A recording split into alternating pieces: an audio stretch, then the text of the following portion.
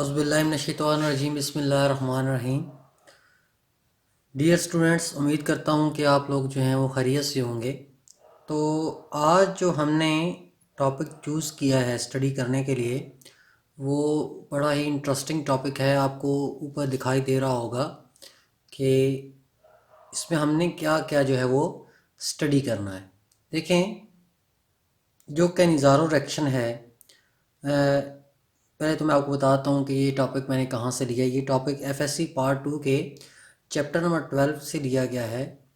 और इस टॉपिक की जो इस टॉपिक में हम जो बेसिकली स्टडी करेंगे, वो इस टॉपिक में हम देखेंगे कौन से कंपाउंड्स हैं जो कैनिज़ारो रिएक्शन को शो करते हैं। और दूसरे नंबर पे हम देखेंगे कि इस रिएक्शन को कैसे देखा जा सकता है या कैसे प्रोसीड किया जा सकता है, और दूसरा इसका मैकेनिज़्म कैसे जो है वो डेवलप किया गया है। तो ये सारी की सारी चीज़ें जो हैं वो हम इस मैकेनिज़्म में स्टडी करेंगे। सबसे पहले देखें, हम जान लेते हैं कि ऐसे कौन से कंपाउंड्स हैं जो कैनिज़ारो रिएक्शन को जो है वो शो कर सकते हैं।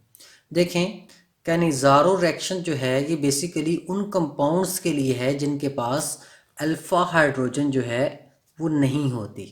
ठीक है, जिन कंपाउंड्स के पास भी अल्फ़ा हाइड्रोजन होगी वो कैनिज़ारो रिएक्शन शो नहीं कर सकते। अब आप इतना तो जानते ही हैं कि कार्बोनाइल कंपाउंड्स में से सिर्फ और सिर्फ फॉर्मल्डिहाइड वो कंपाउंड है जिसके पास अल्फ़ा हाइड्रोजन मौजूद है। अगर आपको ये नहीं पता कि अल्फ़ा हाइड्रोजन क्या होती है, तो मैं आपको बताता हूँ कि ये हमारे पास कार्बोनाइल कंपाउंड्स का फंक्शनल ग्रुप है। तो इस फंक्शनल ग्रुप के साथ ये जो पहली कार्बन आपको नज़र आएगी उसको हम अल्फ़ा कार्बन कहेंगे, और उसके साथ ही जो हाइड्रोजन लगी होगी उसको हम अल्फ़ा हाइड्रोजन कहेंगे। तो ये आप फॉर्मल्डिहाइड में चेक कर सकते हैं कि फॉर्मल्डिहाइड में कार्बोनाइल की जो कार्बन है वो मज़ीद आगे किसी कार्बन के साथ भी जुड़ी हुई नहीं है। तो हम कह सकते हैं कि ये वाला जो रिएक्शन है ये फॉर्मल्डिहाइड शो करेगा। अब देखें, इसमें अगर आप देखें कार्बोनाइल कंपाउंड के साथ वाली जो कार्बन है वो मज़ीद एक और कार्बन के साथ जुड़ी हुई है। तो हमें पता है कि कैनिज़ारो रिएक्शन के लिए में अल्फ़ा कार्बन की रिक्वायरमेंट नहीं है, यानी कि अल्फ़ा हाइड्रोजन तो उसी के साथ जुड़ी होगी, इसके पास अल्फ़ा कार्बन होगी। तो अब यहाँ पे अल्फ़ा कार्बन है तो मतलब अल्फ़ा हाइड्रोजन भी मौजूद है। तो ये रिएक्शन जो है वो ये वाला कंपाउंड यानी कि जिसको हम एसिटाल्डिहाइड कहते हैं ये शो नहीं कर सकता। अब तीसरे नंबर पे आता है हमारे पास वो कंपाउंड जिसको कीटोन देखें। इसमें कार्बोनाइल ग्रुप के दोनों तरफ जो है वो अल्फ़ा हाइड्रोजन मौजूद हैं, क्योंकि दोनों तरफ ही कार्बन जो है वो हमारे पास मौजूद है और इस कंपाउंड को हम कीटोन कहते हैं। यानी कि इन तीन कंपाउंड्स में से सिर्फ और सिर्फ फॉर्मल्डिहाइड वो वाहिद कंपाउंड है जो हमें कैनिज़ारो रिएक्शन जो है वो शो कर सकता है, बाकी जो है वो शो नहीं कर सकते। अब देखें, इसमें कुछ पॉइंट्स हैं जो कि हमारे जहन में होने चाहिए जब हम सबसे पहला पॉइंट ये है कि सेल्फ ऑक्सीडेशन रिडक्शन रिएक्शन है। क्या मतलब है इस बात का? देखें, सेल्फ ऑक्सीडेशन रिडक्शन रिएक्शन का मतलब ये है कि ये इसमें ऑक्सीडेशन भी होगी और रिडक्शन भी होगी। ऑक्सीडेशन के नतीजे में भी एक प्रोडक्ट बनेगी और रिडक्शन के नतीजे में भी एक प्रोडक्ट बनेगी। और हमें पता है कि ये किसकी होगी, ये हमारे पास फॉर्मल्डिहाइड की होगी। तो कैसे होगा ये मैं आपको आगे जैसे जैसे हम आगे जाएंगे तो आपको पता चलेगा। अब देखिए, जब ऑक्सीडेशन होगी तो क्या बनेगा? ऑक्सीडाइज प्रोडक्ट जो है वो क्या है, हमारे पास एसिड है। ठीक है, तो हम कॉमनली लिखते रहते हैं कि एसिड जो होते हैं वो मोस्ट कॉमनली जो है वो ऑक्सीडाइज ही होते हैं। ठीक है, तो ये ऑक्सीडाइज जो प्रोडक्ट है वो हमारे पास जो है साल्ट ऑफ एसिड होगा, यानी कि एसिड का जो साल्ट होगा वो हमारे पास ऑक्सीडाइज प्रोडक्ट होगी। रिड्यूस प्रोडक्ट कौन सी होगी? अल्कोहल। ठीक है, तो यानी कि जब भी कार्बोनाइल कंपाउंड की हम रिडक्शन करेंगे तो हमारे पास अल्कोहल बनेगी। ये हमारे पास एक नया पॉइंट जो है वो जनरेट हो गया। अब देखें, ये रिएक्शन के लिए कौन सी कंडीशन हमें चाहिए? इस रिएक्शन को प्रोसीड करने के लिए हमें रूम टेम्परेचर चाहिए और रिएक्शन 50% जो है वो NaOH के साथ जो है वो प्रोसीड करेगा। अब हम इस रिएक्शन का जो है वो देखते हैं कि इस रिएक्शन का जो जर्नल स्केच है वो क्या है और इस रिएक्शन का जो मैकेनिज्म है वो कैसे होगा। तो चलिए देखते हैं कि रिएक्शन जो है वो कैसे प्रोसीड होगा।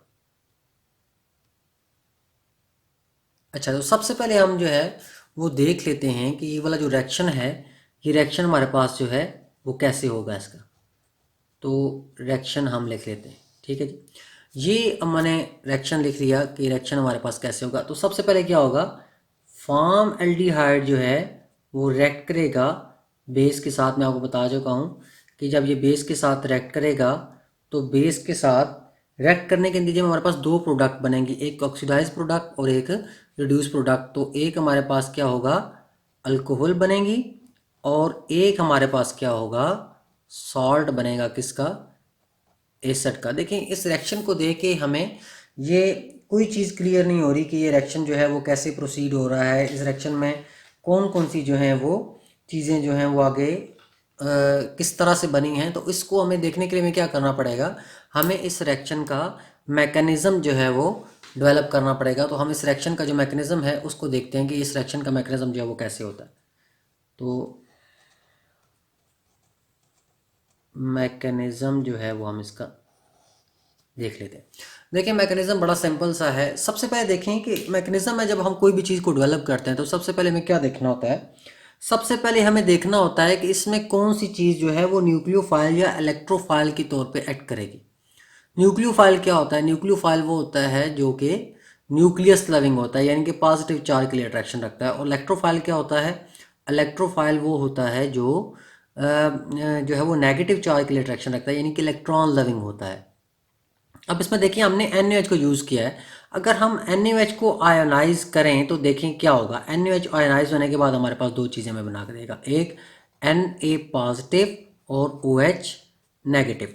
देखिए ये जो नेगेटिव चार्ज है ये बता रहा है कि ये वाला जो OH नेगेटिव है ये न्यूक्लियोफाइल के तौर पे एक्ट कर सकता है, यानी कि हमें हमारा जो न्यूक्लियोफाइल है वो मिल गया है। और हमें पता है कि हमारे पास जिसके ऊपर हमने अटैक करना है वो हमारे पास एक ही ऑप्शन है, और वो क्या है, फॉर्मल्डिहाइड। तो शुरू करते हैं अपने मैकेनिज्म को।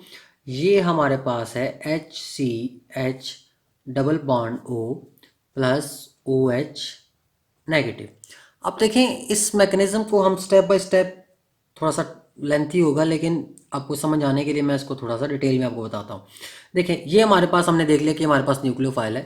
तो कार्बोनाइल कंपाउंड में देखें ये जो कार्बन है ये पार्शली पॉजिटिव है और ऑक्सीजन जो है वो नेगेटिव है। देखिए क्यों नेगेटिव है, इसके पीछे की लॉजिक।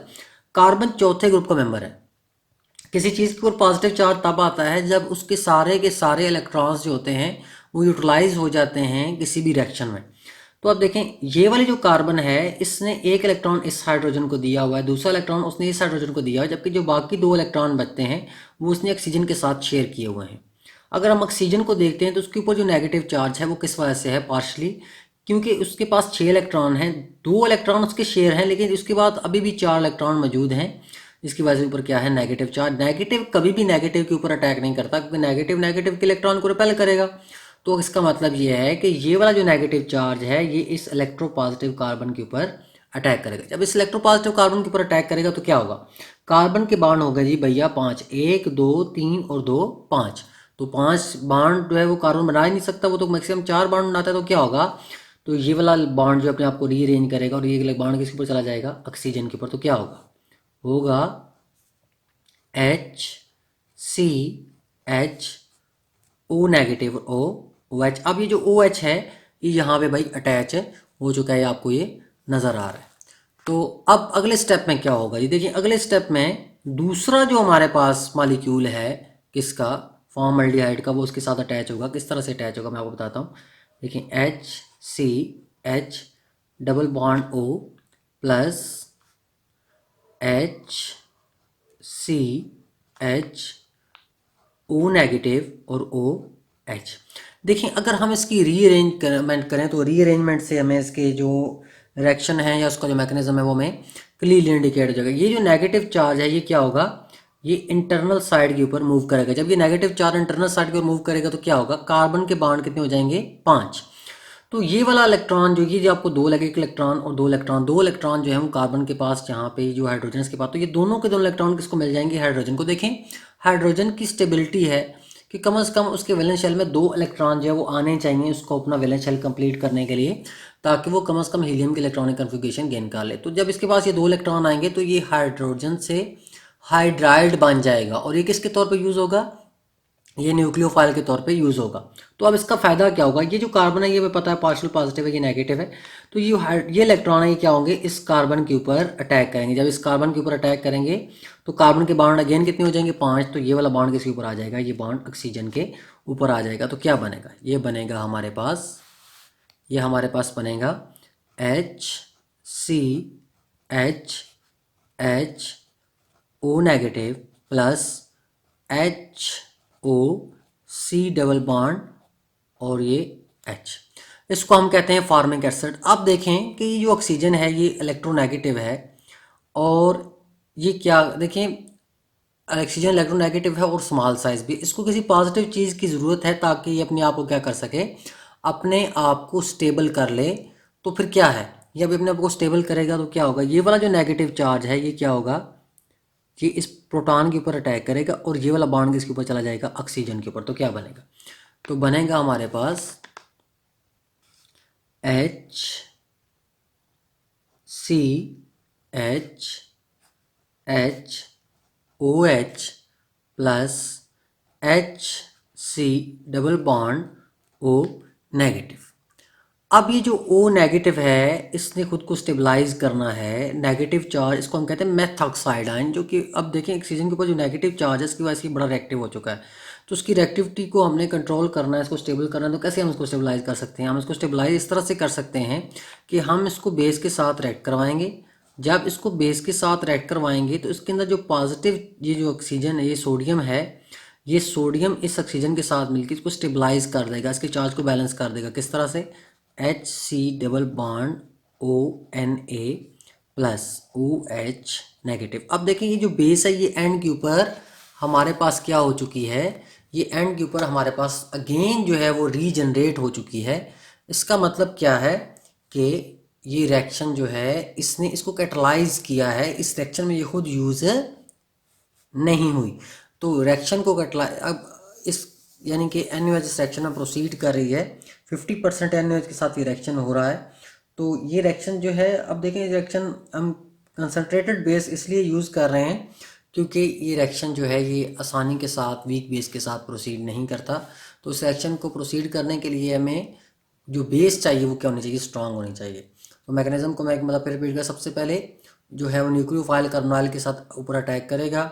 सेकंड स्टेप के ऊपर हाइड्राइड आयन जो है वो इस कार्बन के ऊपर अटैक करेगा और ये चीज़ बनेगी। और थर्ड स्टेप में हमारे पास क्या होगा, अल्कोहल बनेगी और इसको स्टेबलाइज करने के लिए एंड के ऊपर ही हमारे पास सॉल्ट जो है वो बनेगा। तो उम्मीद है आपको ये जो रिएक्शन है ये समझ आ गया होगा। तो नेक्स्ट वीडियो में हम इंशाल्लाह एक नई जो है वो स्कीम के साथ और एक नए जो है वो टॉपिक के साथ हाज़िर होंगे। तब तक के लिए खुदा हाफिज़।